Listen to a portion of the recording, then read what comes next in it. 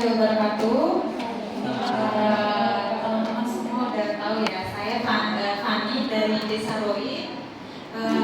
Jadi untuk demografinya Desa Roi tidak begitu besar ya Mbak Nana, nggak seperti desa-desa yang lainnya. Jadi hanya memiliki 10 RT dan 2 dusun dan 5 RW. Untuk penduduknya laki-laki 1078 orang dan perempuannya 1094 orang. Saya pakai data yang tahun 2024 ya. Jadi bisa kita lihat ya, lebih dominan perempuannya dibanding laki-lakinya. Jadi untuk isu di desa saya mengangkat kurangnya keterlibatan perempuan dalam kegiatan sosial, musyawarah dan kegiatan bolweki.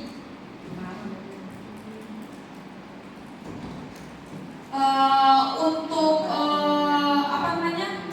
kurangnya keterlibatan perempuan ini, akar permasalahannya adalah sesuai dengan hasil wawancara saya kemarin. Responden saya mewawancari kepala desanya, kepala dusunnya, kemudian kelompok perempuan yang berumur dan kelompok perempuan yang muda. Jadi di sini dari pemangku kebijakannya, kenapa perempuan tidak dilibatkan? Hambatannya adalah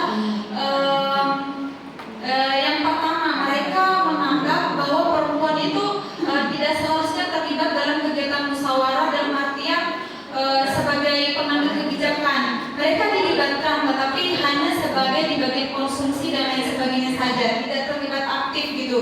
Kemudian yang paling konkret atau yang paling terlihat itu kenapa perempuan tidak dilibatkan, itu sudah dianggap sebagai kebiasaan atau budaya dari orang-orang sebelumnya gitu, sehingga diteruskan sampai dengan sekarang gitu.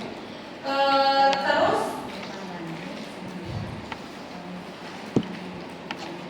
kendala selama wawancara sama seperti Mbak Novi.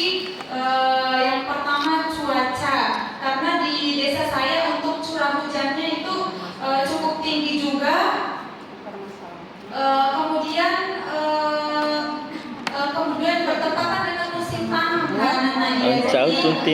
Jumlah penduduk tuh madan nggak usah nanti kan, karena ada Ibu Nisa mungkin paling masalah yang dihadapi pas penelitian aja ya kan sama nih bagi iya ini sibuk dulu tapi kan lebih baik masalah sama kendalanya itu aja. Sehingga pada saat musim kemarau itu kekeringan parahnya itu di tahun 2024. Di tahun-tahun sebelumnya itu bisa di tahun-tahun sebelumnya masih bisa teratasi karena hanya sebagian kecil di lingkungan desa yang terkena kekeringan. Tetapi untuk di tahun 2024 ini 90% karena dampak dari kekeringan. Kemudian pada saat musim hujan pun terkena banjir, tapi tidak di pemukiman. Dia lebih berdampak ke wilayah pertanian. Untuk awal tahun ini saja kemarin laporannya, kebetulan saya bekerja di kantor desa, laporan dari warga ada sekitar puluhan hektar yang belum bisa melakukan proses penanaman padi karena terdampak banjir. Kemudian konflik kelompok atau konflik antar desa. Mungkin di daerah Kabupaten Bima tahu bahwa Desa Roi sering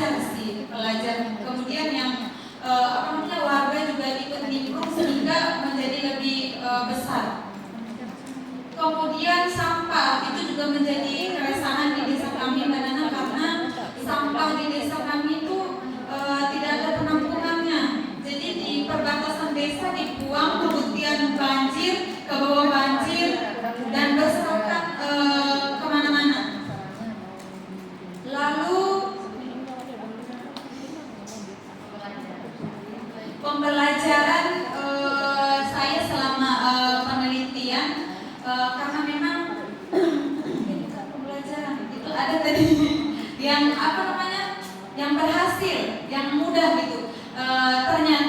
Ternyata keresahan saya atau isu yang saya angkat itu sesuai dengan keresahan ibu-ibu yang ada di desa saya juga. Mereka merasa bahwa memang keterlibatan mereka itu kurang di kehidupan sosial di desa saya, kurang dilibatkan. Dan yang saya temukan sesuai dengan hasil wawancara, prosentase keterlibatan mereka itu hanya 10% saja gitu. Terus untuk pembelajarannya saya bisa lebih mendalami dan keresahan saya selama ini juga bisa sedikit terjawab tentang hambatan dan lain sebagainya. Kenapa sih perempuan itu tidak dilibatkan di desa saya? Ya, itu aja.